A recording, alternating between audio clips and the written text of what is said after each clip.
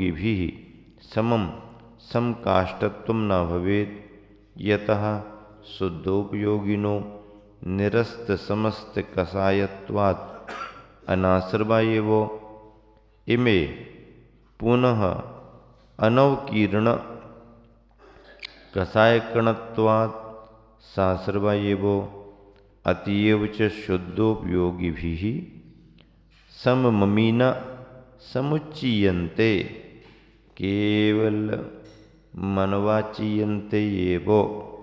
अब उसकी हिंदी देखो क्या लिखा। जो साधक यति परिणति की प्रतिज्ञा करके यानी मुनि पने की प्रतिज्ञा करके भी कसाय के अंश के उदय से अभी कर नहीं रहा, क्रोध मान माया लोभ की प्रवृत्ति कर नहीं रहा, लेकिन जो सत्ता में कसाय मौजूद है वो अपना असर डालेगी। तो कसाय के अंश के उदय से सब परद्रव्यों से निर्वृत्त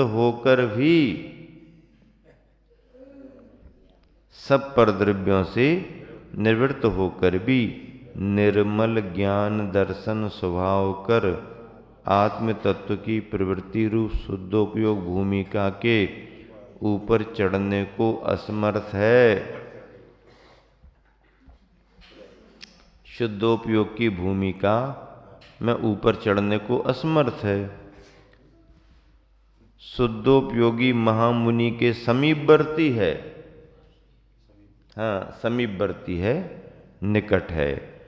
और जिनकी कसाय के उदय से शक्ति क्षीण हो रही है, कसाय के उदय से शक्ति क्षीण हो रही है, जिनका मन चंचल हो रहा है। चंचल हो रहा का मतलब चलायमान हो रहा है। चलायमान होने का मतलब अपनी भूमिका में रहते हुए भी स्थिर नहीं हो पा रहा। अपनी भूमिका के बाहर नहीं गए। चलायमान चंचलता का मतलब विषय कसाय नहीं, अपनी भूमिका में रहते हुए भी, अर्थात छठे सातवें गुणस्थान की भूमिका में रहते हुए भी स्थिर नहीं हो पा रहा उपयोग। दिया तो जल रहा है लेकिन लौ हिल रही है। जल तो रहा है, सही है, उसी को तो दिया कहेंगे जो जल रहा है, बुझे को थोड़ी दिया कहते हैं। जलते हुए को दीपक कहते हैं। तो दीपक जल तो रहा है लेकिन लौ हिल रही है। अब लौ स्थिर कब होगी? कब होगी लौ स्थिर? बाहर की हवा तो हिलाती ही हिलाती है। कभी कभी तो जिसने दिया जलाया है उसी की श्वास से भी लौ हिलने लगती है। क्या सही बात है ना? हाँ, बड़ी देर में समझ में आई आपको? सही बात। हाँ, क्या बाहर की हवा तो लौ को हिलाती हिलाती है।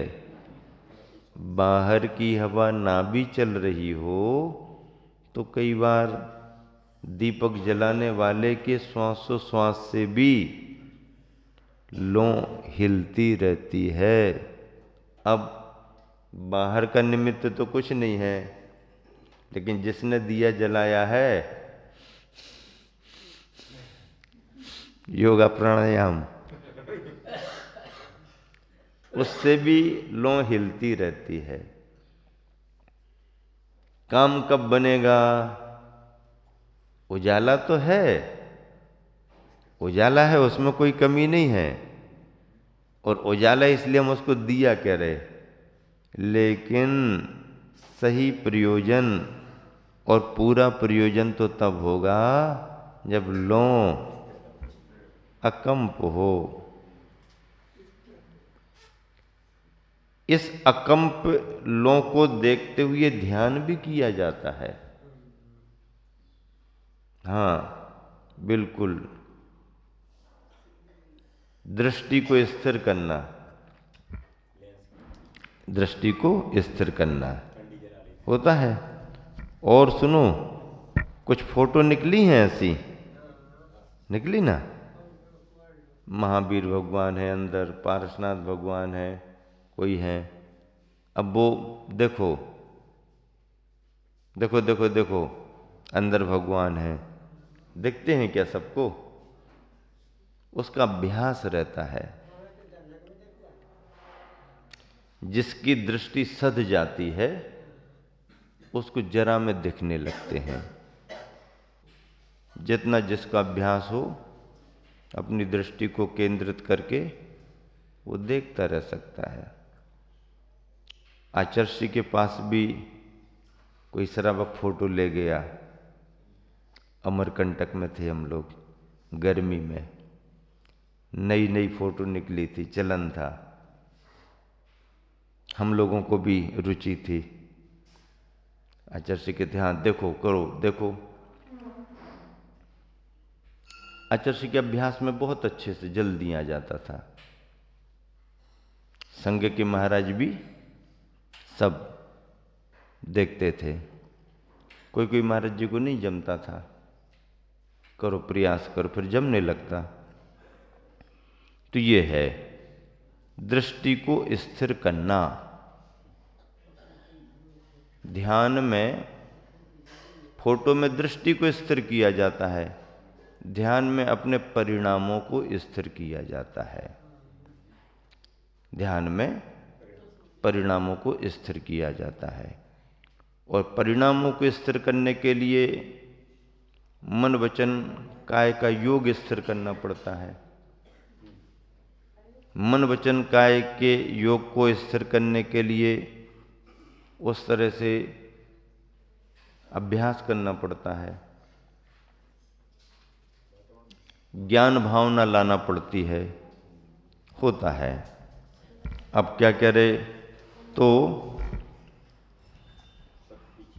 हाँ, जिनकी कसाय के उदय से शक्ति क्षीण हो रही है, जिनका मन चंचल हो रहा है, ऐसे शुभोपयोगी मुनि हो सकते हैं कि नहीं, ऐसा शिष्य का प्रश्न है। अब शुद्धोपयोगी तो मुनि हो गए, ध्यान में स्थिर जो हैं, लेकिन जो ध्यान में स्थिर नहीं है, ऐसे मुनि भी मुनि हो सकते हैं कि नहीं, इसका उत्तर दे धम्मेन परिणदप्पा। प्रथम अधिकार की 11वीं गाथा में कहा गया है कि शुभोपयोग का धर्म के साथ एकार्थ समवाय है।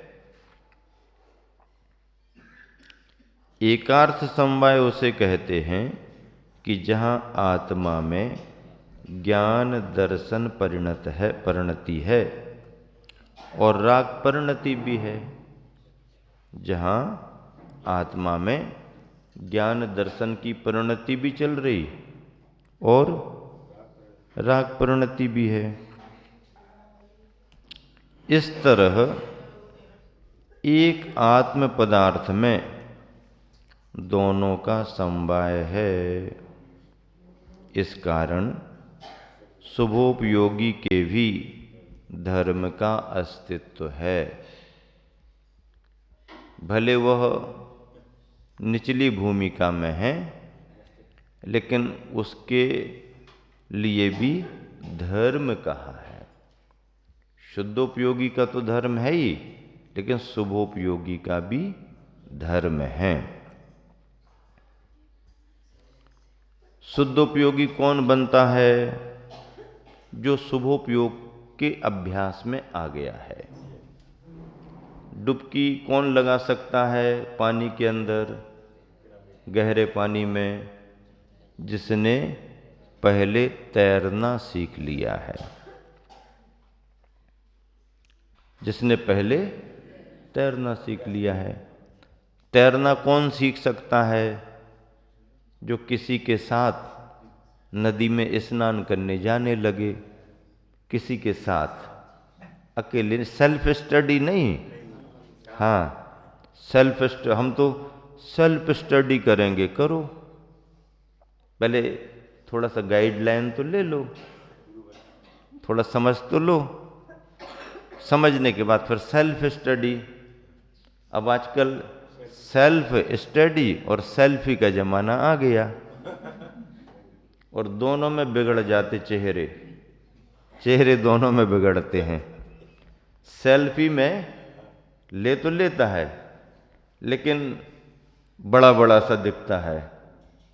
जिसके साथ ले रहा है आगे आगे उससे बड़ा दिखेगा, वो अच्छा नहीं दिखता। जो पीछे पीछे दिखते वो अच्छे दिखते हैं। हाँ, तो सेल्फी, हाँ ले लो सेल्फी। और सेल्फ स्टडी नहीं, हम तो गाइड ले आएंगे। 8वीं की परीक्षा देना थी, बोर्ड की परीक्षा थी, हैं 5वीं बोर्ड दिया, 8वीं बोर्ड दिया और 11वीं बोर्ड दिया।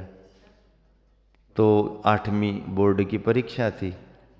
अब तैयारी करना, तो उस समय ऐसा चलन आया कि वो गाइड आती है।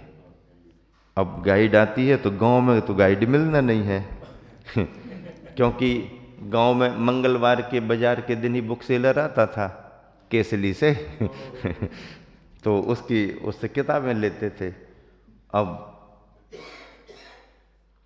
केसली का बाजार भी तो लगता है पास में, तो ये लोग सब आते जाते रहते थे, वहाँ के यहाँ, यहाँ के वहाँ। तो गाइड लेना। अरे पुस्तकें तो खरीद दी हैं, सब पुस्तकें तो रखी, अब क्या गाइड? नहीं, पुस्तकों के अलावा वो गाइड में सब ने कहा, माँ साहब ने भी बताया गाइड में ऐसा ऐसा लिखा रहता है। नहीं कुछ नहीं, सब पुस्तकें ले दी ना, इसी में से पढ़ो ना, काहे की गाइड वाइड? नहीं, अब एक आध बच्चे ने ले ली होगी क्लास में, अब उसकी देख के सबको चाहिए, अपन को भी चाहिए, बस जिद पकड़ ली, नहीं हमको तो गाइड चाहिए। ठीक है, केसली के बाजार से भगत जी की दुकान लगती थी हाँ, तो उनके यहाँ सब प्रकार की स्कूली पुस्तकें रहती थी। हाँ, ले आए, बस खुश हो गए। अब पढ़ना धड़ना तो बात की बात है, गाइड आ गई मतलब पास ही हो गए जैसे। करो तैयारी, टीचर भी बता देते। गाइड से पढ़ाई अधूरी पढ़ाई होती है, पुस्तक की पढ़ाई पूरी पढ़ाई होती है। तो स्टडी तो अच्छी बात है, लेकिन सेल्फ में असुविधाएं होती हैं। या तो वो तब बुद्धिमान विद्यार्थी हो कि जो बिना टीचिंग बिना कोचिंग के भी अपनी तैयारी कर ले। करते हैं बच्चे, कोचिंग नहीं लगाते, टीचर के भरोसे नहीं रहते, पढ़ते हैं। अच्छा, उनका पारिवारिक बैकग्राउंड वैसा रहता है। जो शिक्षित परिवार हो तो बच्चों को ज़्यादा प्रॉब्लम नहीं आती है। किसान और व्यापारी परिवार से कोई शिक्षा में आगे बढ़े और बड़ी शिक्षा में आगे बढ़े तो बैकग्राउंड से उनको कुछ ज़्यादा नहीं मिलता, क्योंकि व्यापारी और से कृषक परिवार में सामान्य पढ़ाई होती है, फिर वो अपने उसमें लग जाते हैं। तो जिनका बैकग्राउंड वैसा है शिक्षित होने का परिवार का, तो वो सपोर्ट मिलता रहता है। तो इस तरह से नदी में कौन स्नान करने जा सकता है? हम जाएंगे, जाओ देख लो। हाँ, तो फिर चलो किसी के साथ, चलो। तो बड़ा व्यक्ति खड़ा हो जाता है पानी में, कमर तक, थोड़ा ऊपर तक, और इसको बुला लेता है छोटे बच्चे को, आ जाओ। नहीं हमें तो डर लग रहा, आ तो जाओ, डर लग रहा। हाथ पकड़ के खींच लेते हैं। अब वो तो खड़ा हो नहीं सकता, तो उसको हाथ पर रख करके, हाँ थोड़ा ऐसा कर लो। ये उसको सहारा है, और इतना कर करके फिर वो सीख जाता है। सीख गया तो फिर जरूरत नहीं, सेल्फ हो गया। पर प्रारंभ में सहारे की जरूरत पड़ती है। छोटा बच्चा होता है, पैरों में मजबूती नहीं है, खड़े होने की कोशिश करता है, फिर गिर जाता है, आगे पैर बढ़ाता है, जमता नहीं है, तो उसको क्या करते हैं, 3 पहियों की छोटी सी वो खिलौना टाइप की गड्डी दे देते हैं। तो हम लोगों को गांव में तो वो पीछे से पकड़ने वाली मिलती थी, पीछे से पकड़ ली, वो आगे बढ़ती जा रही, वो पीछे पीछे। अब तो हमने एक खिलौना देखा, हमें लगा अरे विज्ञान कितना आगे बढ़ गया, उस बच्चे को बीच में फंसा दिया। हाँ, पैर उसके नीचे पहुंच गए, ऊपर से सब पैक है वो। अब कहीं से भी वो कैसा भी चलेगा, गिरेगा नहीं। हाँ, उस गाड़ी में, उस गड्डी में, खिलौने में फंसा रहेगा। तो ये सब उपाय हैं कि उसके पैरों में मजबूती आ जाए, उसकी एक्सरसाइज होती रहे, धीरे धीरे उसका अभ्यास बने, और बड़ा होने पर तो फिर खड़ा हो जाएगा। ऐसे ही प्रारंभ में दीक्षा के समय अभी 3 पहियों वाली ले लो, पर धीरे धीरे अपने पैरों पर खड़े हो जाना। कारण शुभोपयोगी के भी धर्म का स्थित, इसलिए शुभोपयोगी भी परमागम में मुनि कहे हैं। क्यों? परंतु इतना विशेष है कि शुभोपयोगी शुद्धोपयोगी की दशा में समानता नहीं, दोनों की दशा में समानता नहीं है। क्योंकि शुद्धोपयोगी समस्त कसायों से रहित है, निराश्रव है, और शुभोपयोगी कसाय अंश से रहित नहीं है, इसके कसाय का अंश जीवित है, अतः साश्रव आश्रव सहित है, इसलिए शुद्धोपयोगी के बराबर नहीं। शुभोपयोगी जघन्य है, मतलब शुभोपयोगी के नीचे की अवस्था में है। यही शुभोपयोगी जब स्थिरता को प्राप्त करता है तो शुद्धोपयोगी बनता है। और ये ऊपर नीचे ऊपर नीचे ऊपर नीचे गुणस्थान झूले की तरह होते रहते हैं, होते रहते होते रहते, फिर कभी किसी के उपयोग में उत्कृष्ट स्थिरता आ गई तो घातीय कर्मों का क्षय कर देते हैं। केवल ज्ञान आदि 4 गुण आते हैं, फिर आयु कर्म पूर्ण होने पर मोक्ष होता है।